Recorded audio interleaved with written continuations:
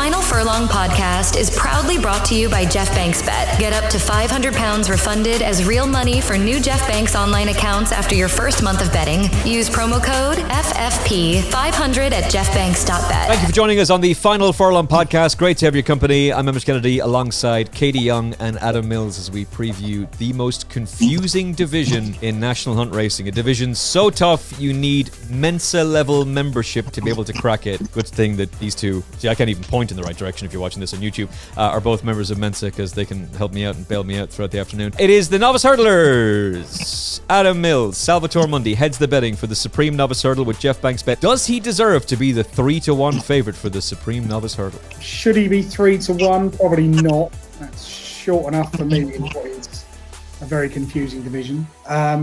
Should he be favourite? Probably. He's won a Moscow Flyer. I think you have to also think about that the last 2 years of Salvator Mundi's life have been really confusing. And by confusing, he makes his debut in the pre-wild work, where he's off the bridle for most of it, nearly beats Sir Gino. Doesn't, but nearly does. Misses 11 months, rocks up in a triumph, finishes 6th. Goes to Tipperary for the worst maiden hurdle ever run in Ireland. Wins it by 62 lengths while everything else is, oh, dearie me. I think some of the time for range are like 60 for that kind of field. And then he comes back. He hasn't really done a lot wrong in that so far. He's dug himself out of trouble.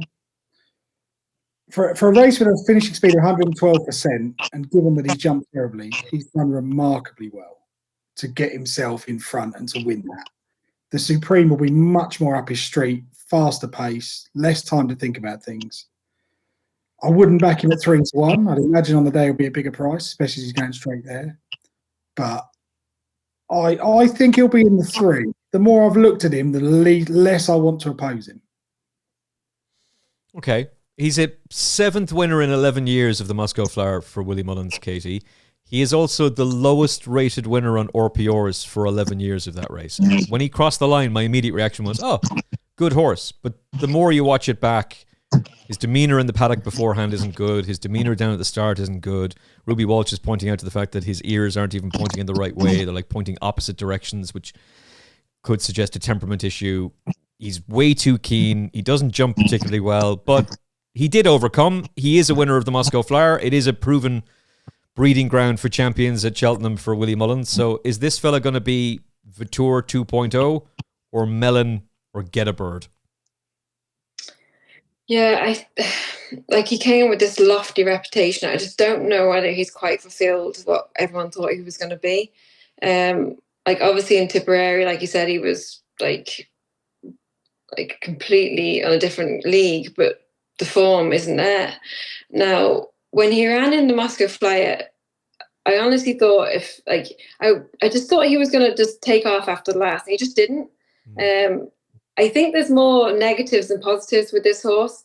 I don't think he's straightforward. I think he's very green still. I probably think he could do with another run. I just don't know whether he's going to be able to get it all together in time to perform at the highest level at Cheltenham. Like he ran at Cheltenham last year. Like Willie was obviously very. He made it well known that he probably wasn't at his best going there, but he just never turned up at the races that day, and maybe the track might not suit, the atmosphere might not suit. If he's going to be difficult, it might not play into his strengths. And I think if he is a little bit green, a little bit novice still, I think he might have those flaws out on show in Cheltenham. I just wouldn't be backing him, especially off the back of the last run. As somebody who works with racehorses every day of your life, as somebody who has been involved with multiple Cheltenham Festival winners for that matter, I don't mind the tongue tie.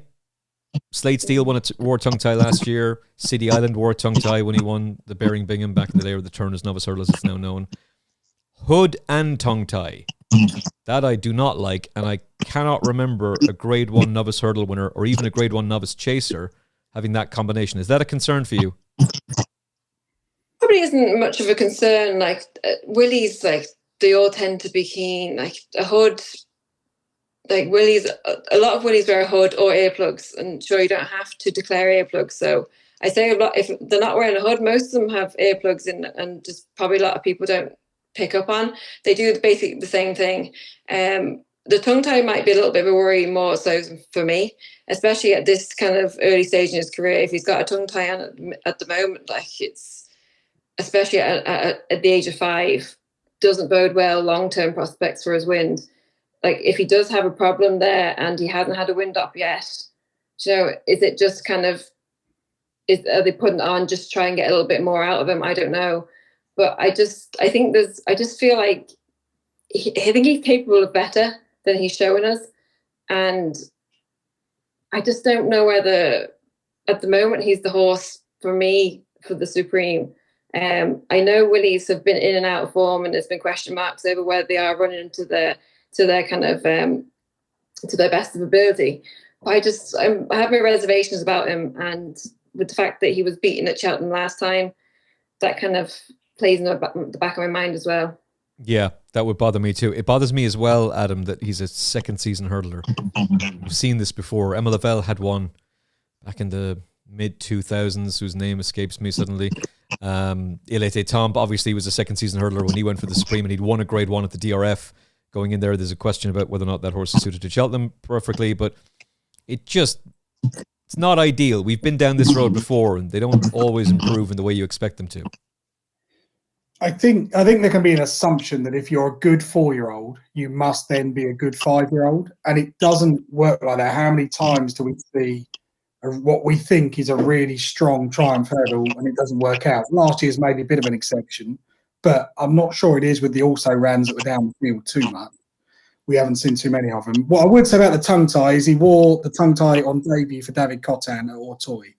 And as a general rule, certain trainers in France will just put a tongue tie on, regardless of whether they think the horse needs it or not. So if he's used to running in the tongue tie, Willie normally follows the same pattern. Doesn't always. He took the hood off Willie the Hall earlier in the year, which annoyed me. But as a general rule, if they've worn a tongue tie in France, that wouldn't worry me too much. But he is...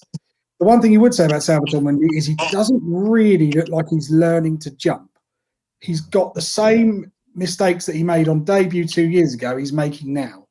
And although he's only had 4 races in that time, he's had presumably a lot of schooling, and we're still getting our feet in the wrong place and we're meeting on the wrong strides. There's an engine there, but I sometimes think in a Supreme, there's always that danger if he really belts one, he's a goner.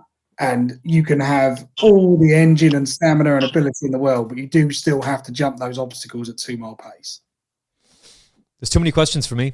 If you've backed him at 20-1, good luck to you. You're in a great spot, and well done if you have. I think we talked about him as being a potential winner of this race at that price at the start of the season, but 3-1 with Geoff Banks. I understand why he is. He's a Moscow Flyer winner. He's Willie Mullins. He may very well end up being Paul Townend's number 1 on the day. There's a chance he's not going to be Paul Townend's mount.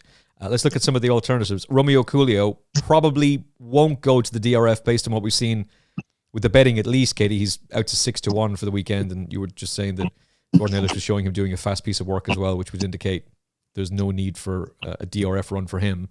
Runner-up in the Champion Bumper. Disappointed, I thought, for all that he's run well at Fairyhouse, but then he's a very impressive wide margin winner of the Future Champions at the Leopardstown Christmas meeting, for all that he has to overcome an error at the last. Yeah, like his form is rock solid. He's second champion bumper at Cheltenham. He's Cheltenham form. I thought it was very impressive at Down Royal. He was a wide margin winner on debut, and he looked pretty solid in the jumping department. I think Fairyhouse probably didn't maybe turn out to suit him. I don't think they went a strong gallop, and it kind of turned into a bit of a sprint. I think that just caught him off guard. I think Connection took that on board and changed tactics completely at Leopardstown, and they made sure there was an end-to-end gallop, and he looked a completely different horse. I thought he was very, very impressive. He only made one mistake kind of at the last, and I thought it for the fact that he picked up so well after making that terrible blunder at the last and went straight to the line as well. I think make a note of that is, like, he's solid going into the Supreme. if you were going to take a punt with Romeo Cooler and Salvador Mundi, I think Romeo Cooler looks much more straightforward. I think he's kind of proved himself at Grade 1 level over hurdles, and I just don't think there's much there in the with flaws. I'd be happy enough to be taking his side going into this. I just think he's so much more straightforward, and I think there's still more to come. A strong gallop, the track will suit him, and yeah, I'd be wanting to be on him now, coming into the Supreme. Yeah, at the prices, I'd agree right now. He's not necessarily my selection, and I do have a horse that I'm very, very interested in asking Katie about in a second, who we're going to see at the DRF at the weekend. But certainly of the two horses who are prominent and at single figures in the market, he's the one that would interest me a little bit more, Adam. Yeah, good luck with that. He doesn't float my boat, Emmet. I could see him certainly placing. That race at Fairyhouse nagged me, and I just think that was a bad race. He didn't win it. I don't know. I can't fall in love with him. I think Champion Bumper horses do okay. I think the last year Champion Bumper was just about above average, but I don't think it was amazing. I could see Romeo Coolio traveling down the hill and then finding something else has got too much speed. Okay, so he could be vulnerable towards the end of the race. Is the one that he could be vulnerable towards maybe, I was going to say Kawabunga or whatever his name is. But the interesting thing about him, Katie, is straight after the race, we're recording on Monday, so straight after the race yesterday, the JP and Mullins camps were talking about running him in the Turners Novices Hurdle, which is very intriguing given the fact that they've already got the new line who they've acquired for an enormous amount of money. Obviously, he's not a Mullins horse, but he's a JP horse for the Skeletons. Does that mean that Kate Doughty, who is the horse I'm very, very interested in, and who Willie Mullins has talked about as being, this is a Grade 1 horse, could he be stepping back in trip for the Supreme? I actually had the complete opposite opinion on both of them. I thought watching Kawabunga at the weekend, I thought he looked like he had plenty of gears and plenty of pace. He missed the last, and he still showed enough grit and determination to get past the eventual, the leader and eventual runner-up, and with his ears pricked at the line. To me, he looked like he had pace, and he didn't look like he wanted a trip necessarily. And I was of the impression, Doughty, that he looked like he would benefit from a step up in trip in time. And he didn't look like he had as many gears. I thought he looked like an out-and-out galloper. So I kind of had the completely different opinion on what Willie was coming out with. And now I'm kind of scratching my head thinking, was I looking at the right horse? But I just thought he had plenty of gears. And that was a hot maiden. I couldn't see it. I don't know. He didn't look like a horse that wanted to step up and trip to me. And like you said, they've got the new lion there for the 2.5. He will probably split the two of them up. And I say they might wait and see what Kay Doughty does this weekend. But I thought Kay Doughty would be the one to benefit from step up to 2.5 at least. This is what I love about racing. We all see the same thing, but we see it completely differently. I was absolutely adamant Kay Doughty wanted to go back and trip, and was really excited then when I saw, he's going to go for the 2-mile race. This is great. But you could make the argument that Copk-to-boards form is stronger, for one thing. I suspect that William Money is a really good horse, and he's run a very good race, in fairness. They've ended up just fighting out the finish, and they've pulled miles clear of everything else. But you could look at William Money now with a couple of runner-up spots and go, he's no good. I actually think he's very, very good. It's just they're two very high-quality maidens. But can you settle this for us, Adam? So which direction are these two Mullins JP horses going to go with regards to Cheltenham? So I'd be of the opinion that the Supreme is the better stamina test than the Turners, because the Supreme is end-to-end 2-mile gallop. The Turners, they plod round to the top of the hill and then they sprint. I think Kay Doughty should run in the Supreme, because I think... Take that, Katie Young! Take that, Katie Young! No. It's the only time you and me ever agree on it, I think. But I just think, one, the Supreme is a bad race. It's a bad race. There's no lurker in the Supreme. There's a very good chance, if you've got a top-quality horse, you could bounce out and make all in this race. And if Kay Doughty is a galloper and can keep the revs up, you'll probably have half this field in trouble at the third last. And I think Willie might take that view.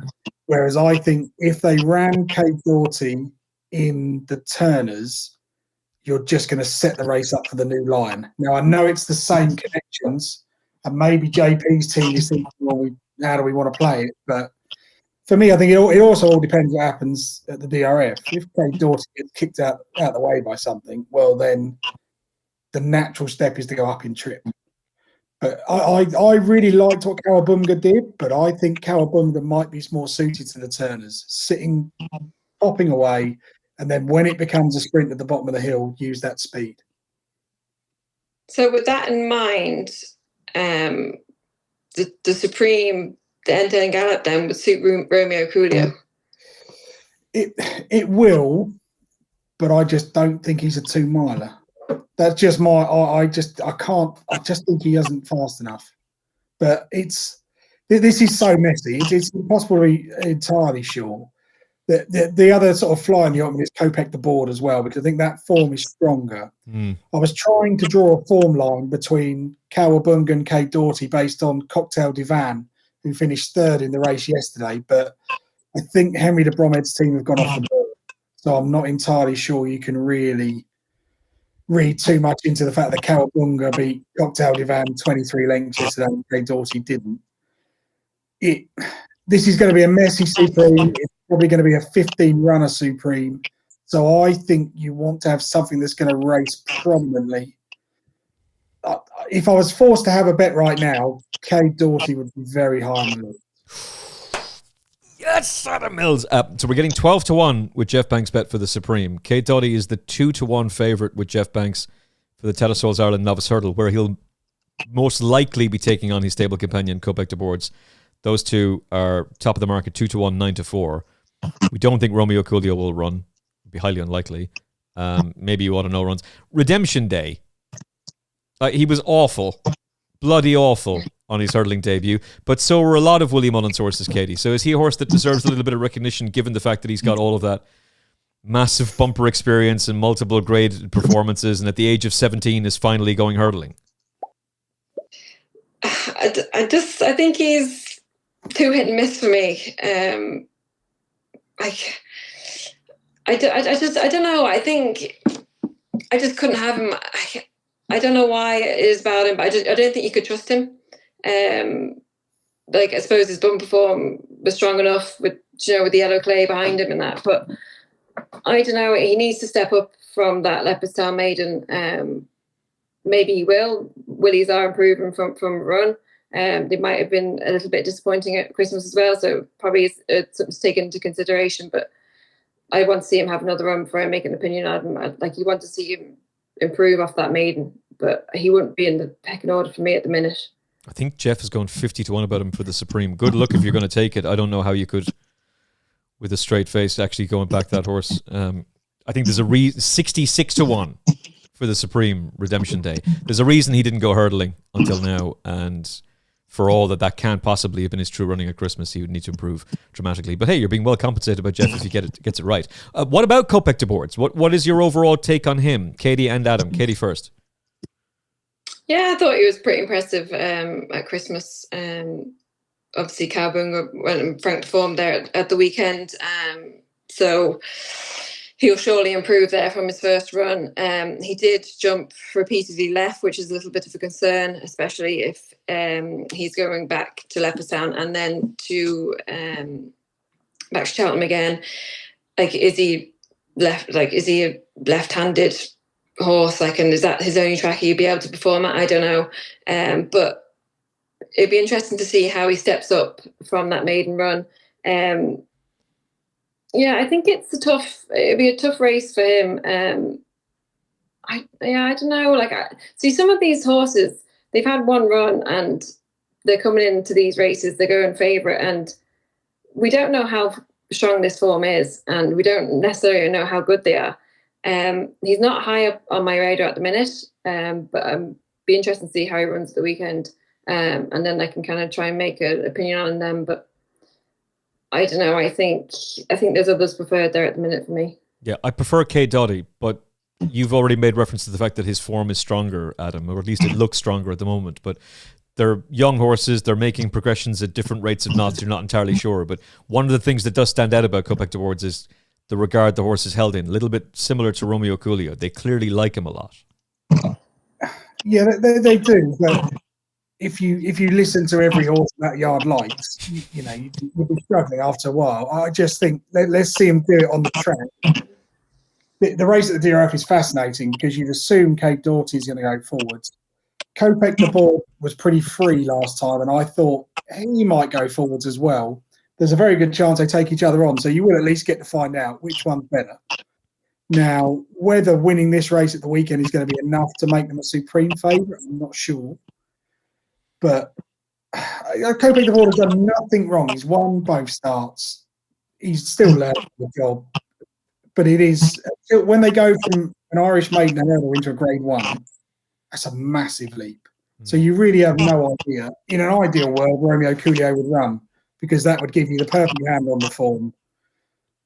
Romeo Coolio, having disparaged his chances in the Supreme, if he runs in this, would be a cracking one because he's guaranteed to get a pace to sit behind. So it's not an impossible situation to see Romeo Coolio running at the weekend and winning. But I think whatever wins this will probably not be favourite for the Supreme. I still expect Salvator Mundi to be favourite next Monday. Even if Kate Doughty was to come out and win impressively? Something's going to have to win that race at the weekend by 10 lengths to knock Salvator Mundi off his perch. And I don't see it. I see several novices who are very inexperienced. They've all got stuff to learn, probably taking each other on from a long way out, and it'll be a grinding finish rather than one horse just cantering into it like Ballyburn did and winning easy as you like. There is also an interesting side note to this, Katie. Most people want to latch on to Willie Mullins #1 being ridden by Paul Townend, but Mark Walsh will be riding Kate Doughty. And so if it works out that, say, Townend is riding Copk-to-boards at the weekend, that does not mean he's Willie Mullins #1. Kate Doughty might actually be #1. Yeah, exactly. And something to take into consideration as well. But I don't like it. Adam was saying, we can't really pick apart the form too much. They've had one run apiece. I know Kate Doughty ran it at Navan, but he didn't get very far. It's a big step up into Grade 1 company, and the maiden form until they go into graded form, we don't know how strong it is. They can be as flashy as they want in the maiden, but if they can't back it up in graded company, and I think this will be the real kind of pointer to where they actually sit in the pecking order. I don't know how much there is between them, but with the fact that Cowabunga followed up that form, for Copk-to-boards, it looks stronger into the weekend. But I think it's all to play for. I don't think there's too much between them at the minute. I think they're telling you. Kate Doughty's going to go for the Supreme. That's why they've already said Cowabunga is going to go for the Turners. And so we should be taking that 14-1, which you can do right now with Geoff Banks Bet. Use the promo code FFP500. You're eligible for 10% of any net losses back after your first month of betting, up to £500. But you're not going to have to worry about any net losses because this is going to have shortened significantly into second favourite, and then we'll be on to a winner taking all Geoff Banks cash at geoffbanks.bet. Use the promo code FFP500. Not a guarantee. This might blow up in our faces, be a complete disaster. Maybe Katie's absolutely spot on. Maybe he'll end up going for the Turners Novice Hurdle. Adam and I are both wrong, or else Adam and I are absolutely right. We're on to the right thing, and Katie was putting us off. We'll find out in a little bit. We'll touch on, we won't touch on, we will go to the Turners Novice Hurdle. Just before we do, very brief one on work ahead. Katie, I can't understand what's happening with the Henry de Bromhead horses. They've gone super quiet, but he's only had 2 runs. He's clearly a fragile horse. He's 7 years of age. He was beaten first time up, but he was an impressive winner on his second start, and they're going to go straight to the Cheltenham Festival. I don't like the profile, but I'm a huge fan of the trainer. What do you make of him? Yeah, I thought he was very impressive now at Leopardstown. He looked like an out-and-out galloper. He galloped all the way to the line, and I thought he was very impressive. William Money was in behind him, and he was just narrowly beaten by Cowabunga at the weekend. Henry's form is a little bit worrying, but like you said, every trainer has a dip in form at some point in the season, and it's probably not a bad thing that Henry's is now. and not coming into March. So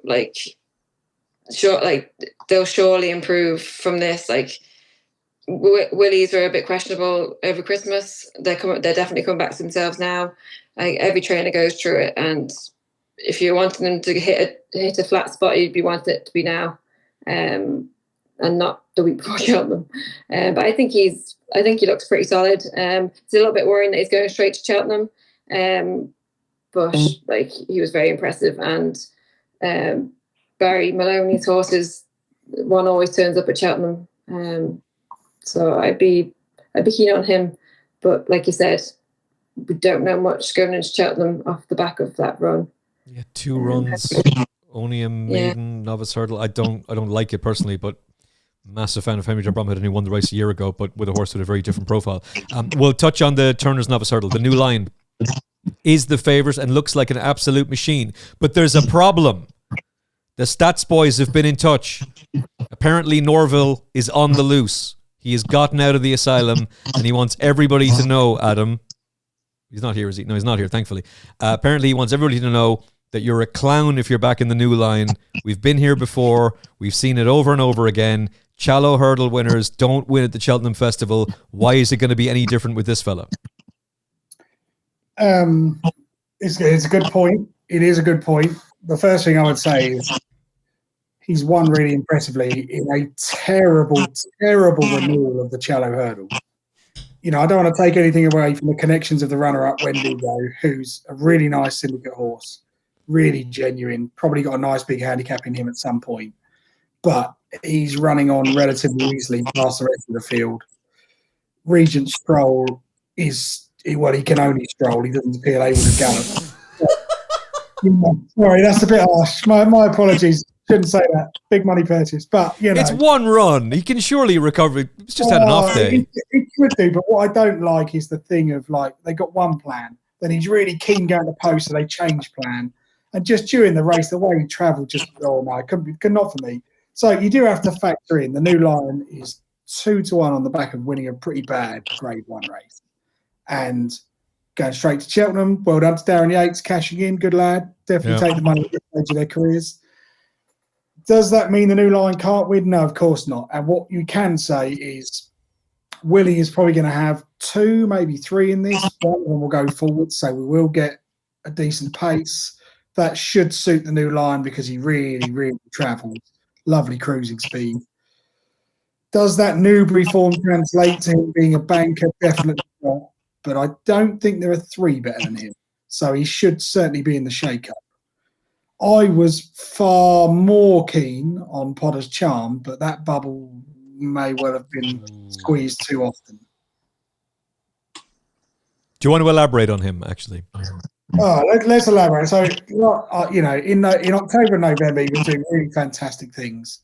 And whilst people will pick holes in the form of Valgrand, who he beat, Potter's Charm battered him. And then he went to Aintree and even in the fog, you can see the attitude's right, the jumping under pressure is right, the work ethic is right.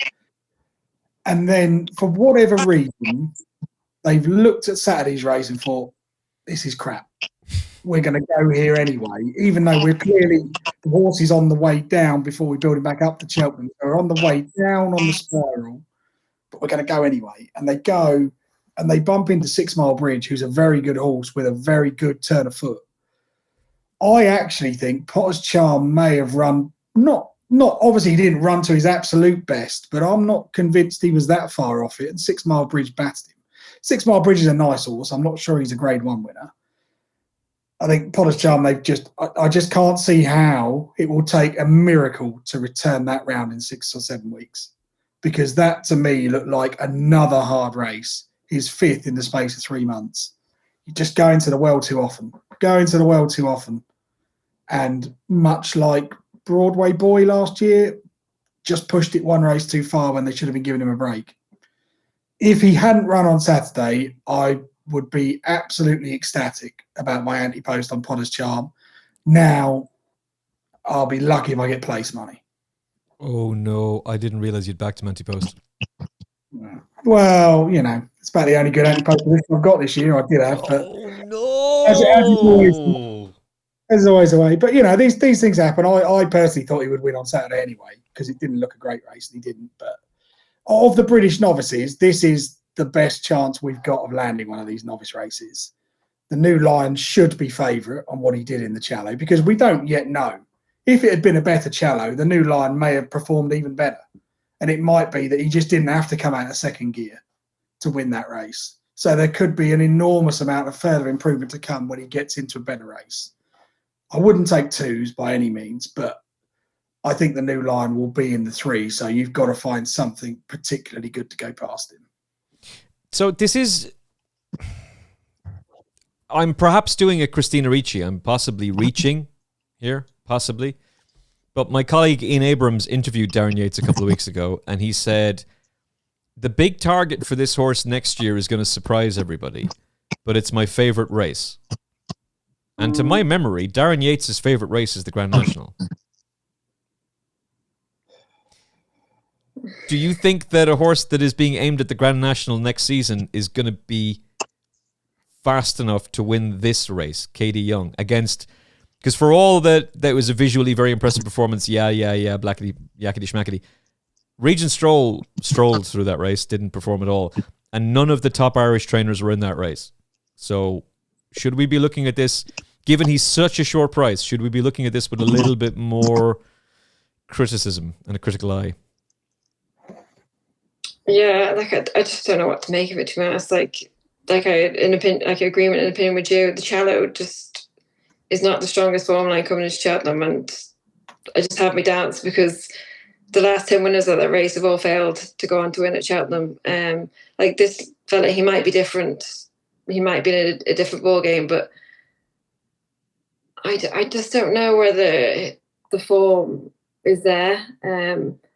He might end up being in the Grand National in a handicap at some point, but with the view to Cheltenham this year, I can't see how he's 5-2 favourite off the back of that Challow win. I don't know. I'm a bit bemused by it. Look, Dan Skelton's a flying. He might go on to prove everyone wrong, and he might go on to change that statistic from the Challow, but I wouldn't be rushing to back him. Yeah, we have Dan Skelton on the show now, don't we? We can bring producer Trish is going to bring Dan Skelton in. What's that, Trish? What? He wants how much? He wants £500,000 for every trainer a year, or he won't talk to ITV or anybody else. Well, tell him to go sling his hook then. All right. Well, sorry, we were going to talk to Dan Skelton, but he's demanding excessive amounts of money. By the way, football managers and football players get treated with a whole different level of scrutiny when it comes to media interviews. If you're going to start demanding that trainers get paid for ITV appearances where they're getting massive free promotion, expect those questions to start becoming a little bit more hostile. Except for the trainers who go, no, we're more than happy to just continue taking the free promotion. Thank you very much. If it helps, I'll give him 50 quid so I can ask some questions about Langer Dan.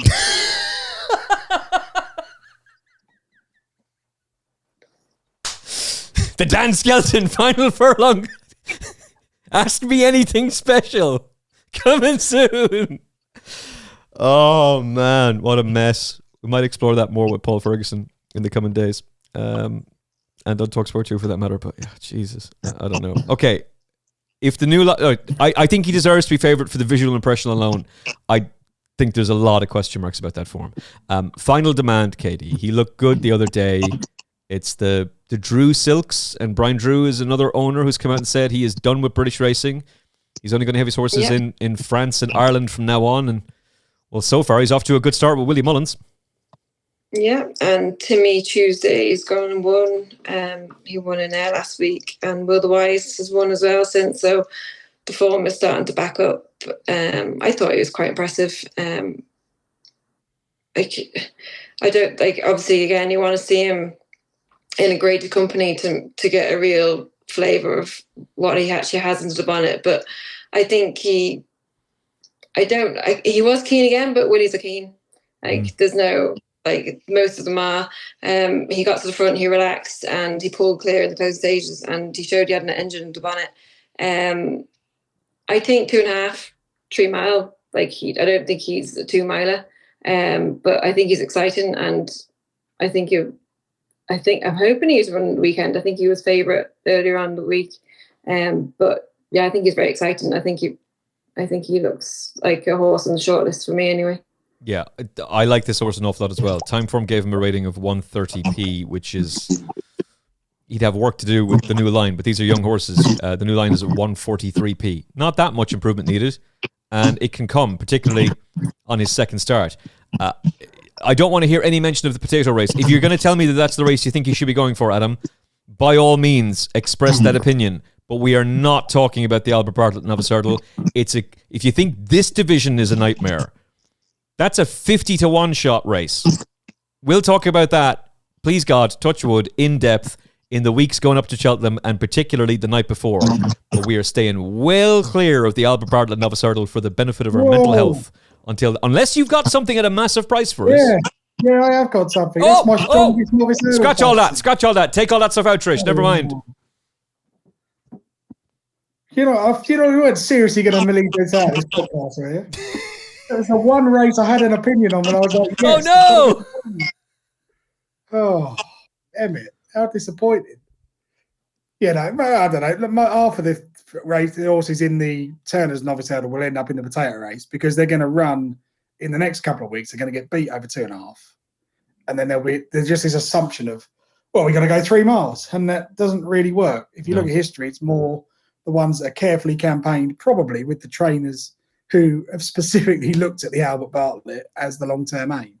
For what it's worth, David Cotton's Jet Blue at 16-to-1 looks pretty solid in the Albert Bartlett for me. He's won an Albert Bartlett trial over course and distance. He's going to the race. He's owned by Caroline Tisdale. We'll get James Reevely to ride. Lovely stuff. As for the Turners, this weekend we'll hopefully sort it out, but you'd have to look at this market and think you've got to weigh up what's going to run in the Supreme, what might end up in the potato race, what's actually definitely going the Turners. And at the head of the market, you'd say the new Lion is definitely going the Turners. Mm-hmm. Is Cade Doughton? Don't know. Is the Yellow Clay? Probably not. Oh, no, he will. He'll go this race. You think he'll go this race? You know, he'll go to potato race? Katie, please back me up. Please tell me the Yellow Clay is going to go for this and not the stupid potato race. I think Gordon was, when he won After Ace, he said to Turners was the plan. I think that Albert Bartlett was mentioned and he kind of brushed it off. I was under the impression. Come on, Gordon. He could win this. I like him a lot. He's on my shortlist too. Yes, Katie. Yes. Can I give you one that's probably an absolutely wild price? Yes, please. I went to Ascot 9 days ago, and there's all this excitement about Lou Lambert, and there's all this talk about John Bon. And then at the end of the card is a Novices Hurdle over 2.5 in the darkness. And there's a horse called Jax Jr. for Lucy Wadham that just goes out in front, and this thing just never stopped galloping. It was relentless. It's absolutely pummeled Country Park by 17 lengths. I've no idea what the plan is, but he's got an entry in this. He's rated 137, which actually doesn't leave him that much to find. Now, you'd have no need whatsoever to be taking anti-post, because as much as I admire Lucy Wadham, she's not renowned for Cheltenham Grade 1 winners. So this horse is going to be 25, 33s on the day. But visually, this was extremely impressive. I personally thought Country Park was a certainty last Saturday. And yet, Jax Jr. has given him £6 and a 17-length beating. If the ground came up soft and the way this horse runs, he could run an absolutely massive race. There's no quote from the trainer as to where he could go next, but he's 20-1 with Geoff Banks bet. So Geoff is not flying kites in the air to let you go and take whatever price you want about him. He's obviously taken a lot of respect. And Geoff doesn't use an algorithm. Geoff uses his opinion, along with the odds compilers and Geoff Banks bet. So they obviously rate the horse as well, because 20s is a big price, but not so big that they think he's got no chance. Would you recommend him as a bet at that price? Yeah, but not anti-post, because what is Jax Jr. going to do between now and Cheltenham to make him contract to 10s or shorter? You have to factor in. The trainer's very capable, but let's face it, if Jax Jr. was with Willie Mullins and won an Ascot Novice Hurdle by 17 lengths, it'd be 4-1. So there is a world of difference between that. You're going to get that price. The new line's going straight there. So that's taking 33% of the market. Whatever wins at the DRF this weekend will probably take another 10 or 20% of the market. Willie will have 2 or 3. Jax Jr. is going to be 5th, 6th, 7th, 8th in the betting on the day. There's no need to go rushing in. But it's just one to keep an eye on that could run a really big race. And the way this race is kind of generally shapes up is that it's much more steadily run than the Supreme. So you kind of want something that's going to jump fluently, that's going to get into a good rhythm, and then it's got a bit of speed left. Is that Novice Hurdle form from Ascot good enough to make him any shorter than 20-1? Probably not. But there's lots of horses in here with reputations from Irish maiden hurdles that haven't yet really delivered in graded races. So there is that potential that, yes, 3 or 4 Willies might really improve. There's also a good chance that another 3 or 4 will go backwards. So it's kind of working out which ones are which. And I just thought at a big price he was quite interesting. Okay, well, with that in mind, Katie, is there anybody we haven't mentioned that we should have? There's a horse for Willie called Rancy. He ran in, I think, November. He's one on my radar. Like, he's a big price. I think he's 33 or 25-1 for the Supreme and Turners. Like, he's a relative Durasso. He was fairly useful now for Joseph. I don't know if he's the easiest horse to train. There's plenty of gaps in his form, but I think the way he won at Punchestown was very impressive. He's formed behind Ballyburn and Firefox last season in the maiden at Fairyhouse. I think he might just be coming under the radar because he has obviously holes in his foot in his foot in between runs. But I just like the way he won at Punchestown. I thought he looked very simple. He looked like he had plenty of gears, and I think he's very, very straightforward if they can keep him right. I just think he's an interesting one at a bigger price. He's no entry at DRF, and he's no entry in the next few weeks. I would say the most likely thing would be going straight there. But yeah, I think for coming under the radar, he might be one of them. I had Will the Wise as one of my horses to follow for the season, and he absolutely obliterated him. He came back out. And he's come out and won since. Yeah, exactly. He's come out and won at a decent enough price since.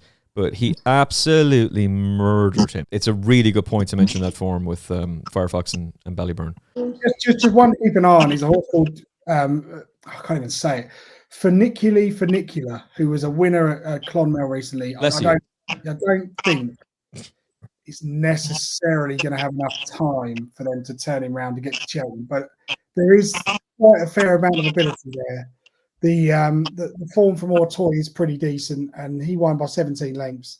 It was a nothing maiden hurdle. He won at 4-7. Who knows what that could be? If he had another entry, maybe they'd roll the dice and go straight there after that, but no entries as far as I can see, so it might just be one for the longer term. The only other one just to keep an eye on is a very expensive Willie Mullins novice called Zillow, who is very slowly emptying my betting account because I keep thinking he's going to improve and he's not. They paid 300k for him at Arcana. He's had 3 runs now. He got beat today at Punchestown. I just think Zillow as a flatbred is desperate for really good quick ground, and he might be one that rolls out at the end of the season on good ground on a very good handicap mark. Okay. Yeah, one to be keeping an eye on. So Zillow. What was the name of the horse you mentioned first of all? Funicular. Okay, 40-1 with Geoff Banks bet for the Turners, but proceed with caution with that horse, to say the least. But that is the price that is currently available if you want to indeed indulge yourself in it. Do you want to mention another horse for the potato race before we touch on the juvenile hurdlers? No. Just the French one that we mentioned, JetBlue. That's the only one I'd be looking at. Yeah, I don't have it. I would have no objection to JetBlue. He is solid. He looked very good the other day, and as you said, he's won over course and distance as well. So that's fair enough. But just that's a bloody nightmare of a race. We need Harry Durham to come on again and give us a 33-1 winner that he then reminds me of on the day as I'm sitting there, standing in the Cheltenham parade ring going, oh my God, I didn't back a cent on it. But congratulating him on the big win. All right, Geoff Banks goes 11-8 about Luamba, the new Nicky Henderson, Donnelly superstar. The Donnellys have pulled it off again, or have they? Because East India Dock looked really, really good yet again for the own team. A 3-1 shot. Hello Neighbour, we're going to see at the DRF. 8s. St. Lucia looked really, really good for the Mullins camp and might very well be his number 1. 10-1. Lady Alan Vega, who pushed Hello Neighbour pretty close the last day, is also 10s. This is an exciting division, Katie. We'll learn more about it at the Dublin Racing Festival at the weekend. But is Luamba away and gone, or is something else going to emerge in your mind? I don't think necessarily yet. I think a few people expect him to win by half the track with the way they were talking him up. But look, he was impressive. But I think it's pretty open. I don't think we've seen too much this side of the water yet. I think this weekend we'll find out a lot more. Like Hello Neighbour and Lady Vega Allen, they were very, very close, and I think both of them will step up again. I wouldn't be surprised if Lady Vega Allen turned around the form.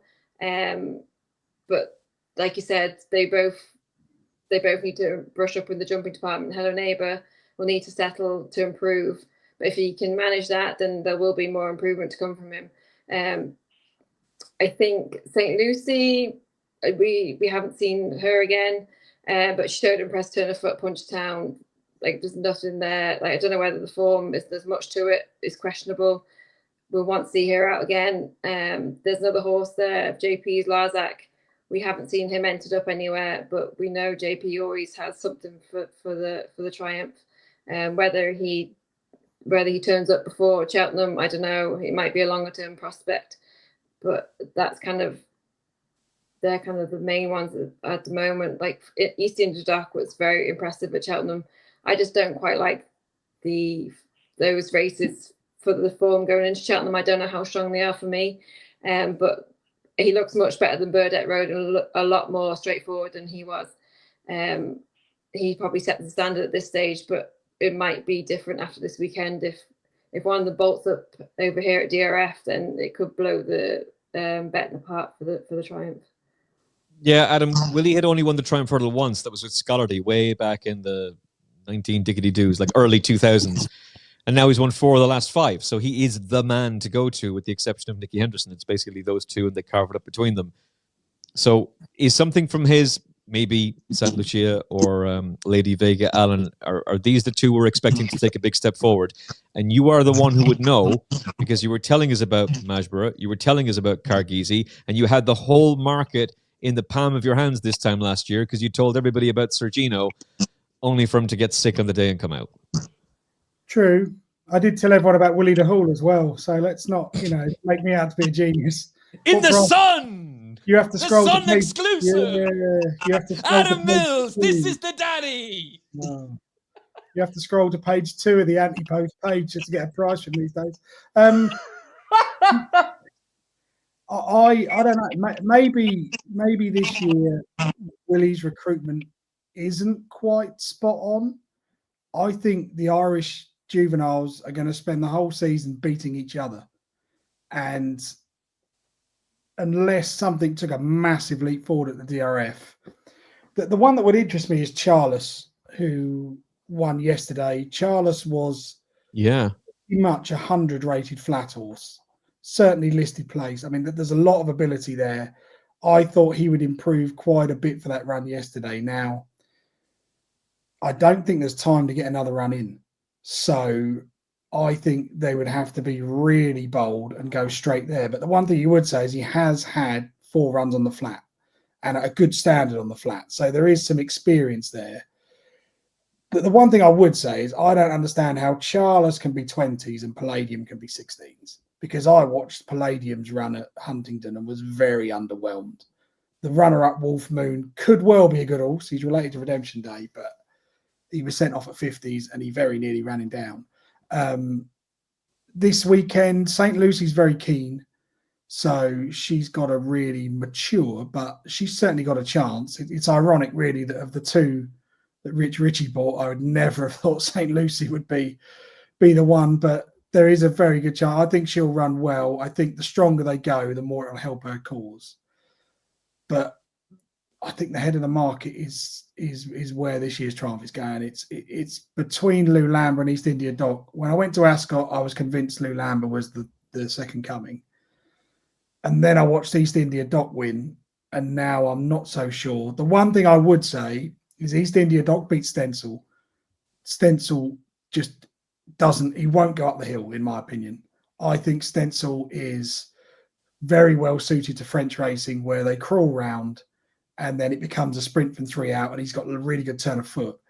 If you look at his form, would suggest to me that the fact he's second there and he hasn't really quickened up the hill at all would just put a little bit of a tinge on it. But you can't knock East India Dock. He's got the course and distance form.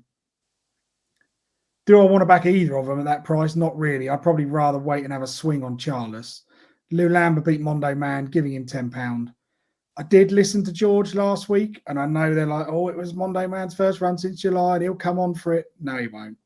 That was Lou Lambert's second ever visit to a race course, and he's absolutely battered him. If you watch the head on, Nico's not really moving, and he's giving weight, and he's lengthening away from him.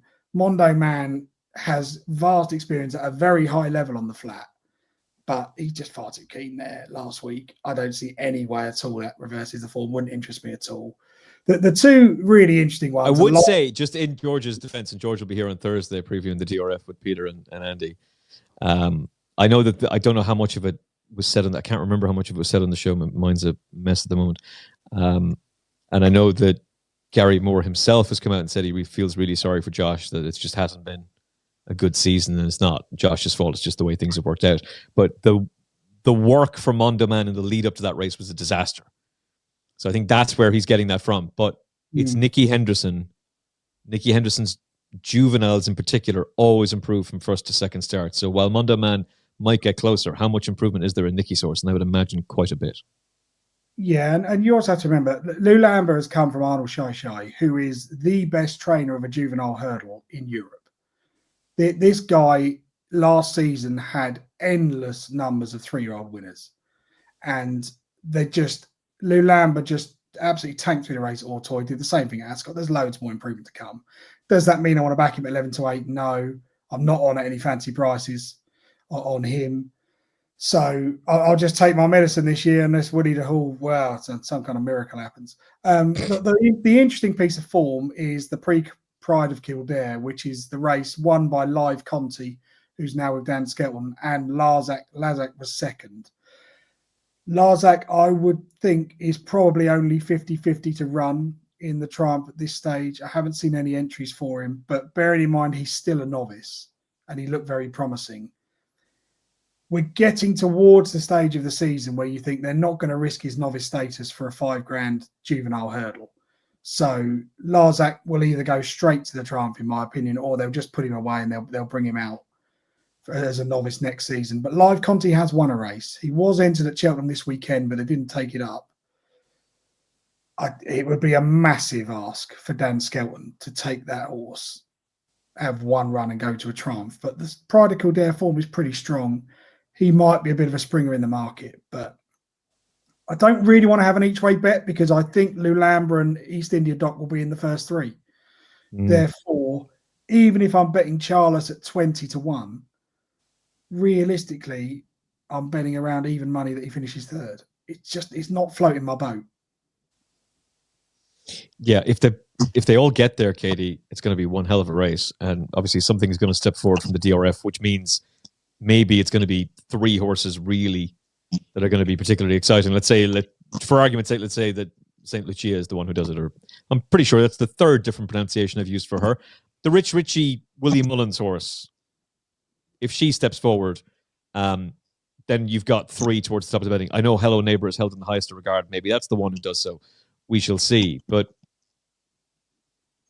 of those horses, Katie, which one are you most interested in for Cheltenham?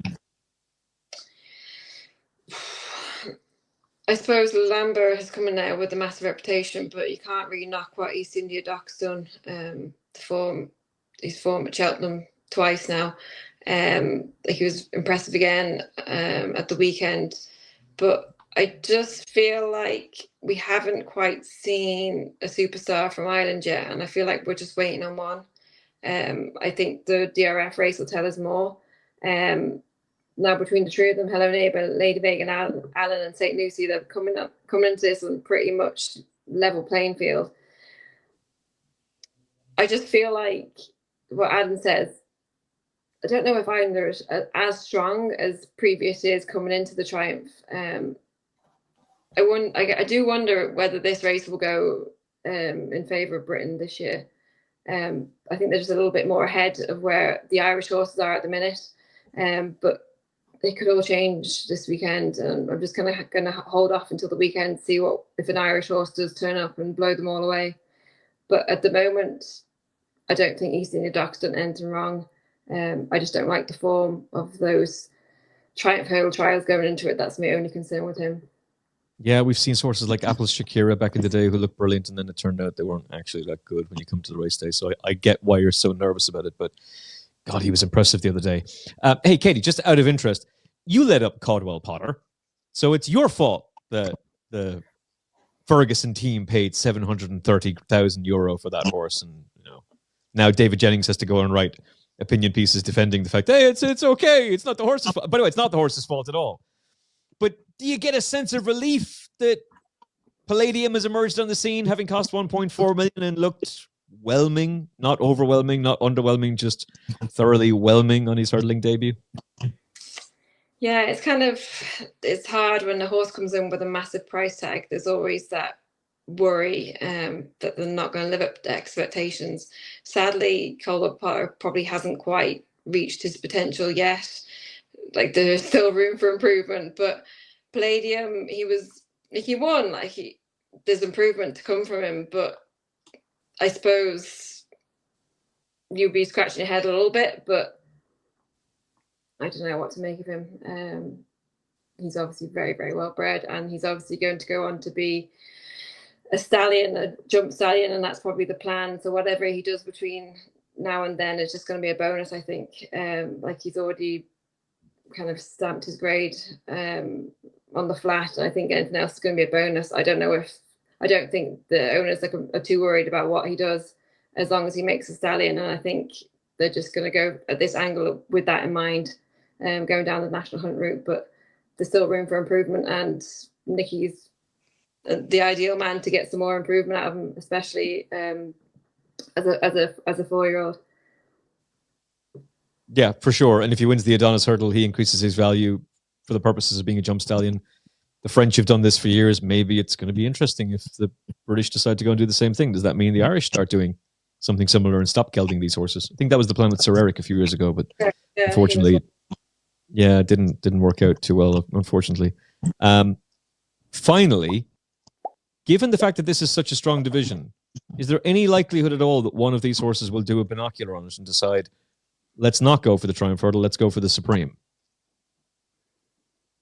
Adam. Does Nicky Anderson not just have a good sense of humour? Surely he's not. I cannot imagine a world where he looks at Lulamba and thinks, I'm 11-8 favourite for the Triumph. I know what I'm going to do. Having only ever run against my own age group in two relatively low grade 3-4-year-old hurdles, I'm going to go from there into the end-to-end gallop with all the noise on the opening day of Cheltenham up against older horses. I just can't see it, especially as Salvator Mundi is at the head of the market and he's going to go as well. The Donnelly surely wouldn't want to blow both bolts. And after what happened to Sir Gino last year, there's got to be unfinished business there, because they must have looked at last year's Triumph and thought, we're quicker than him. Yeah.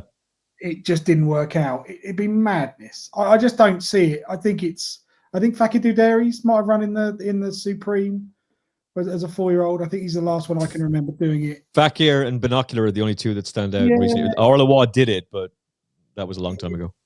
I don't really see now why would you do it? I don't see the point. There are so many options at Cheltenham these days. And, Nicky is always one for going, I can never find the right race for my horse. So what, he's suddenly going to go, I'm going to put my horse in the wrong race? Then, come on. He's just done it to take the piss.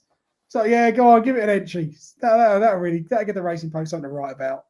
750 words, please, David, on why 4-year-olds have got no chance in the Supreme.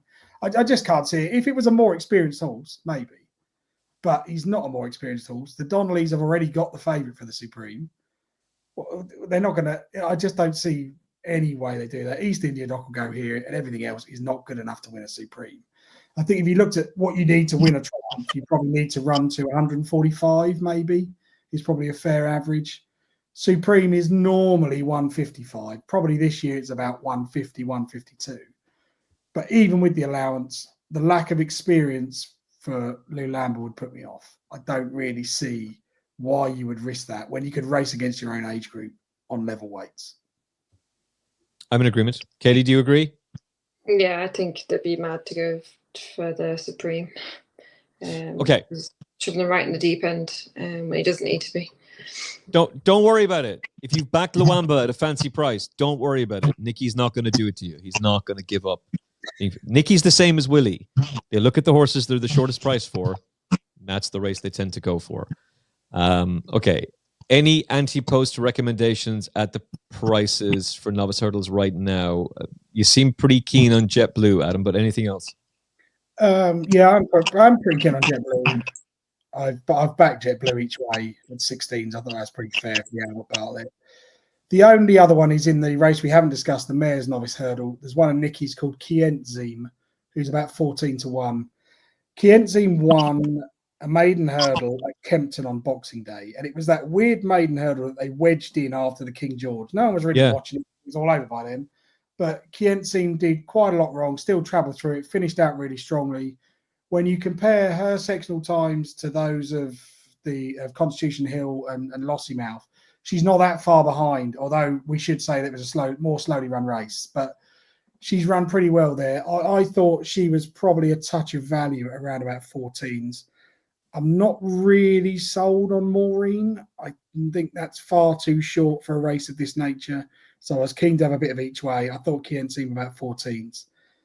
That and JetBlue would be my stronger fancies, and they're probably the two sort of lesser known of the novice hurdles. I don't know why, but Nicky Henderson does not have a good record on the new course at Cheltenham at the Cheltenham Festival. Don't know why. And he's got a terrible record in the Mayor's Novice Hurdle. But that horse is very interesting. And 14-1 is compensation enough. You can get that price now with Geoff Banks Bet. If you use your promo code FFP500 at geoffbanks.bet, you're eligible for 10% of any net losses back after your first month of betting, up to £500. Plus, best odds guaranteed. You can stream all British and Irish racing, loads of other goodies and fancy offers in there as well. Take advantage now at geoffbanks.bet. Use your promo code FFP500 and get on board for the Cheltenham Festival. 14-1, Kinzim. I think 14-1 about Kate Doughty for the Supreme is going to look very, very big after the Dublin Racing Festival this weekend. Could also look like a complete fool, and maybe Katie's right, and he will be ending up going for the Turners Novice Hurdle. But I'm with Adam. I think the Supreme is the race for him. Mark Walsh will be on board, and he might very well end up being Willie Mullins' #1 runner on the day. That is our look at the novice hurdling division, including the Triumph Hurdle, which technically speaking is not the novice hurdle division, but it's more interesting to talk about than the bloody potato race, with the exception of the double figure price horse that Adam came up with for us, because that tends to be a complete and total nightmare of a race. Paul Ferguson is with us on the Final Furlong podcast for the next episode. It's our first of the Weatherby's Cheltenham Festival Betting Guide episodes, and there is a £5 discount. It's the biggest discount you can get anywhere on all of the podcasts for the Cheltenham Festival Betting Guide. £5 off your purchase of the Weatherby's Cheltenham Festival Betting Guide is available for you with the exclusive promo code, which is something that you will hear about on tomorrow's or the next episode of the show. Katie Young, at the prices, is there anything for the Cheltenham Festival that really interests you? Just like I said, at a bigger price, Rancy would be an interesting runner for me if he gets there in one piece. He's quite unexposed, but I think he has a big engine. But I think this weekend will tell a lot. But I'm very keen on the Yellow Clay. I don't think he's done much wrong. And I think he's probably coming into Cheltenham a little bit under the radar. probably hasn't quite got the credit he deserved. I think he's an interesting runner for me. He's not too short, but I think there's more to come from him. He'll probably have a nice break now and be coming into Cheltenham fresh. So I think he's another one on the shortlist. Very quickly, Adam Mills, do you think the yellow clay has got the speed to win a Turners Novice Hurdle? No. Quick enough for you? I just don't see him. I don't know. Maybe I'm being harsh, but I just thought he was so workmanlike. He's screaming out for the Albert Bartlett. Adam, talk that shit. Talk that shit. Go on X, tell everybody, oh, he doesn't have the turn of foot, he doesn't have the pace for it, and Katie can take all the 8-1 and mop up when he wins the Turners. I get enough abuse on there without me starting to put that up. It'll be like someone will clip it up and they'll take out half the words and it'll be like, Adam Mills says the yellow clay's too slow to ever win. Full stop. And then it'll just, no. He's got a chance. If they go a strong enough pace, he's got a chance. But I would just be wary that if it became a test of speed, surely the new Lion is faster than the yellow clay over 2 or 3 furlongs. So listen, he might be, and I don't think I think Katie will agree with me. I don't think it needs to be a bog, but if it does turn out to be the bog that Cheltenham has been for the last 3 years, if the climate continues, if we end up in those atrocious conditions again, he will win the Turners, and that 8-1 is massive. So I need more people like Adam to be going, oh, he hasn't got the speed, he can't do it. Talk that shit. The very same as you're all saying, oh, Hupu, oh, he's an overrated hack, he won't be able to do it. Talk that shit. So Katie and I can get the absolute maximum price possible. 8-1 is too big. In fact, the recommendation is now Kate Doughty for the Supreme in a double with the yellow clay for the Turners. That's how confident I am. Let's go! See you in Dubai! Any other business before we go? I think that's pretty good. That's it. All right. From Katie Young, Adam Mills, and me, Emmet Kennedy, thank you for watching and listening to this episode of the Final Furlong podcast. I really hope you've enjoyed it. I hope you've enjoyed the insight from both Kate and from Adam as well. Please God, they'll be on with us again very, very soon. And we are back with you with previewing the Dublin Racing Festival with George Gorman, Peter Michael, who put up a 66-1 shot on the show. And the horse had the race won and then did a gallop on the champ and crumpled on landing. Walking on air. That was cruel. That was just so cruel. And I know a lot of you were on and felt that pain. We all felt that pain. But it means he's in form and it means he's shooting the lights out, and hopefully that will continue.